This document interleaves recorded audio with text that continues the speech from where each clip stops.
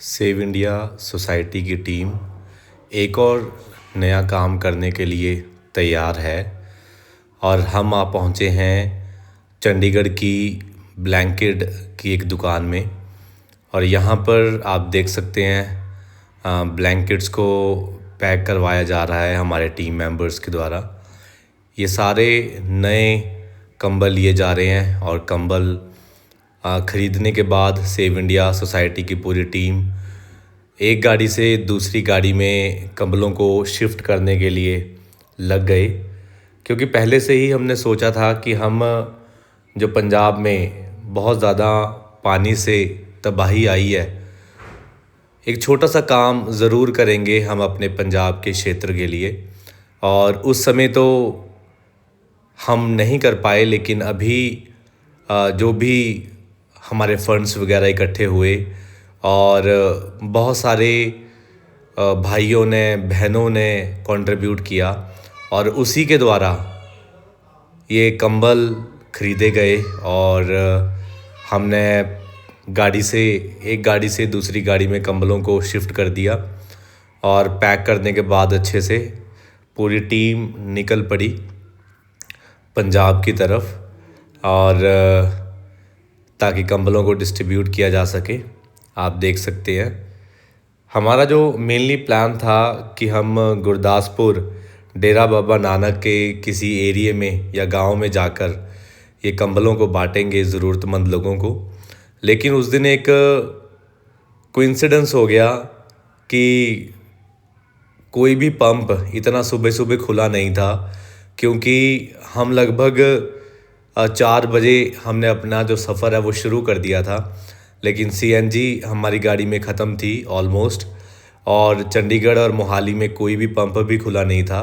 फिर हमें एक पंप खुला मिला जिसमें सीएनजी भी अवेलेबल थी, और सीएनजी डलवाने के बाद हम निकल पड़े अपने सफ़र की ओर पंजाब डेरा बाबा नानक के एरिए की तरफ, ताकि हम वहाँ पर कंबल्स को डिस्ट्रीब्यूट कर सके। आप देख सकते हैं कैसे ये सफ़र था। हम ऑन द वे हैं अभी, और शायद ये रोपड़ की जगह थी, और ये जो है अगर मैं सही हूँ तो ये गढ़शंकर का एरिया है।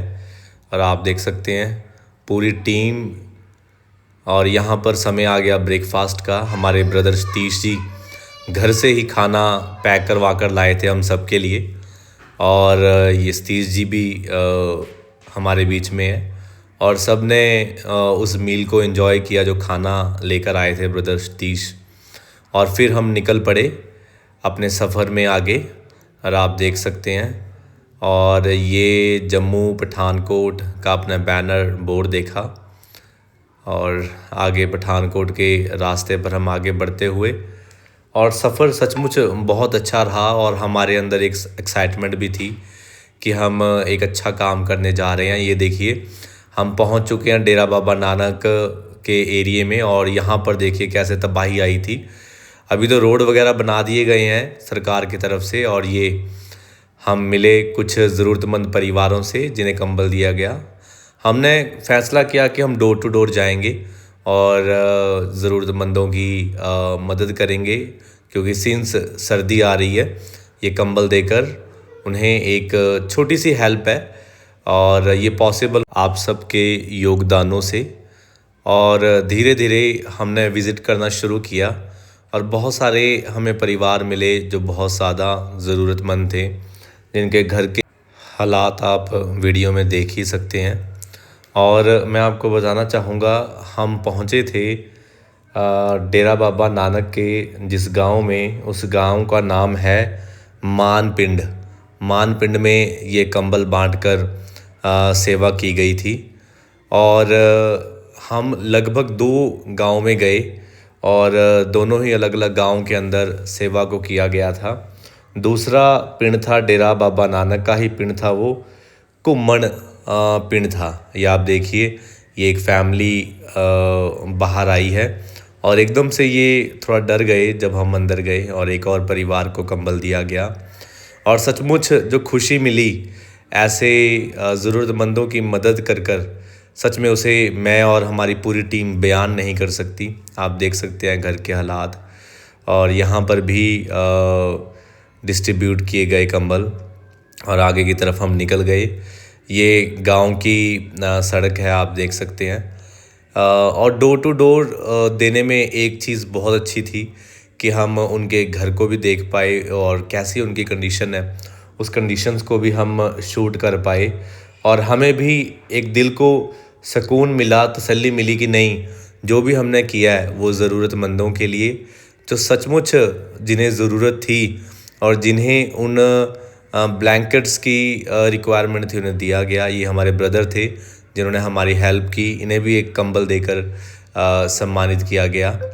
और यहाँ पर एक और फ्रेंड मानपिंड से ही इन्हें भी दिया गया। ये एक बुज़ुर्ग अम्मा थी जिनसे मिलकर हमें बहुत खुशी मिली और सचमुच इन्हें बहुत ज़्यादा ज़रूरत थी। फिर हम आगे की ओर बढ़ गए और भी घरों में हमने विज़िट करना था और उन्हें मिलकर ये कंबल देने थे। आप देख सकते हैं इस घर में हमने एंटर किया और अभी फैमिली के मेंबर बाहर आएंगे और उनको ब्लैंकेट दिया जाएगा।